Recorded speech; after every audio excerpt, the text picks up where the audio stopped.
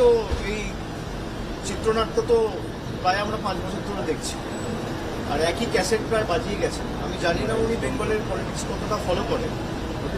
উনি অনুপ্রবেশ নিয়ে যে কথাগুলো বলেছেন, আমি অমিত শাহকে অনুরোধ করব যে দয়া করে ওনার রাজ্যসভার এমপি দুদিন আগে যে বক্তব্য রেখেছেন অনন্ত মহারাজ, তার কথাটা মন দিয়ে শুনতে।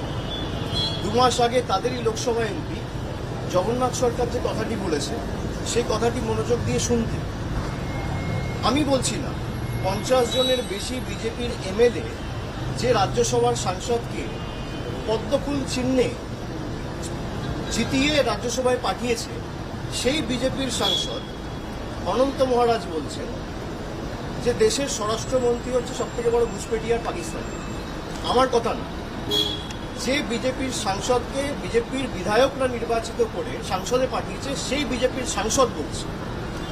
2 মাস আগে লোকসভার সাংসদ রানাঘাটে জগন্নাথ বাবু, সে বলছে যে বিজেপি যদি বাংলায় ক্ষমতায় আসে তাহলে আর বর্ডার বলে কিছু থাকবে না।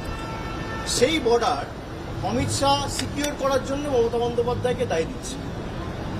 যে বিজেপি দলের সাংসদ বলছে যে যদি বাংলায় বিজেপি ক্ষমতায় আসে তাহলে ওপার বাংলা আর এপার বাংলা এক করে দেবো, কোনো কাঁটাতারের বেড়া আর থাকবে না। কে বলছে? জগন্নাথ মজুমদার। আমি বলছি না, তৃণমূল বলছে না, বলছে বিজেপির নির্বাচিত সাংসদ। বিজেপি কি তার বিরুদ্ধে কোনো শোকজ নোটিশ সার্ভ করেছে? বিজেপির সর্বভারতীয় সভাপতি বা দলের নেতৃত্ব কি তাকে দল থেকে বহিষ্কার করেছে? বিজেপির নেতৃত্ব তার বিরুদ্ধে কোনো রকম কোনো ব্যবস্থা নিয়েছে? এখনো পর্যন্ত রাজ্যসভার সাংসদ অনন্ত মহারাজকেও শোকজ করা হয়নি, আর আমি যতদূর জানি জগন্নাথ বাবুকেও শোকজ করা হয়নি। তা অমিত শাহ আগে তাদের দলের বিধায়ক লোকসভা এবং রাজ্যসভা তাদের সাথে কথা বলুক, তারপর এসব বলুক।